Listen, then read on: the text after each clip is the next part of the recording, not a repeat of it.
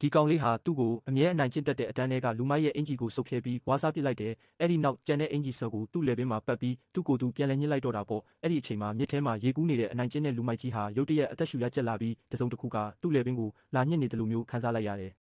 မကြာခင်မှာပဲတိုနီရဲ့မျက်နှာတစ်ခုလုံးနီမြန်းလာပေမဲ့သူကတော့လက်မလျှော့ပဲဆက်လုပ်နေတော့မဲ့ကမ်းခြေမှာအပန်းဖြေနေကြတဲ့တိုလီတငယ်ချင်းတွေဟာရုတ်တရက်အခြေအနေတစ်ခုခုထူးဆန်းနေတာကိုသတိပြုမိသွားကြတဲ့တငယ်ချင်းတစ်ယောက်ကသူ့ကိုကယ်ဖို့ရေထဲကိုချက်ချင်းငုပ်ရှူးဆင်းသွားခဲ့ပေမဲ့ရေထဲကနေဆွဲတင်လိုက်ချိန်မှာတော့တိုနီဟာအသက်မရှိတော့ပါဘူး။ဒါဟာတိုနီရဲ့ထူးခြားဆန်းပြတဲ့စွမ်းအားတစ်ခုပဲဖြစ်ပါတယ်။သူကသူ့ကိုယ်သူဘာပဲလုပ်လို့အဲ့ဒီဒဏ်ရာဒဏ်ချက်တွေကအခြားတစ်ယောက်ပေါ်သွားတက်ရောက်တာမျိုးပါ။သူဟာဒီစွမ်းအားကိုသုံးပြီးကျောင်းကသူ့ကိုအနိုင်ကျင့်တဲ့သူတွေကိုကောင်းကောင်းကြီးလက်စားချေခဲ့တာဖြစ်ပါတယ်။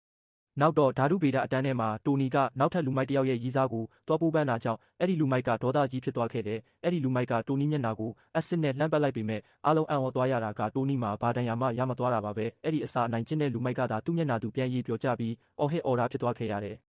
ကြံခဲ့တဲ့နောက်ဆုံးလူမိုက်ကတော့အကြီးကျယ်ထိတ်လန့်တုန်လှုပ်သွားပါပြီ။ဒါပေမဲ့တိုနီကတော့လက်စားချေဖို့ကိုပဲစိတ်ပိုင်းဖြတ်ထားတာမို့လို့အဲ့ဒီလူမိုက်ရဲ့ကားထဲကိုတိတ်တဆိတ်ခိုးဝင်ပြီးသူ့ရဲ့ခြေအိတ်တွေကိုယူခဲ့ပါတယ်။တိုနီကအဲ့ဒီခြေအိတ်တွေကိုစားပစ်လိုက်ပြီး drone နဲ့သူ့ရဲ့ခြေထောက်ကိုဖောက်ချပစ်လိုက်တယ်။အနိုင်ကျင့်တဲ့လူမိုက်ဟာမြေပြင်ပေါ်ကိုလဲကျသွားပေမဲ့တိုနီကတော့ဒီလောက်နဲ့အားမရသေးပါဘူး။သူကအဲ့ဒီလုံပူနဲ့ပဲသူ့ရဲ့နောက်ထပ်ခြေထောက်တစ်ဖက်ကိုပါထပ်ပြီးဖောက်ချလိုက်ပါတော့တယ်။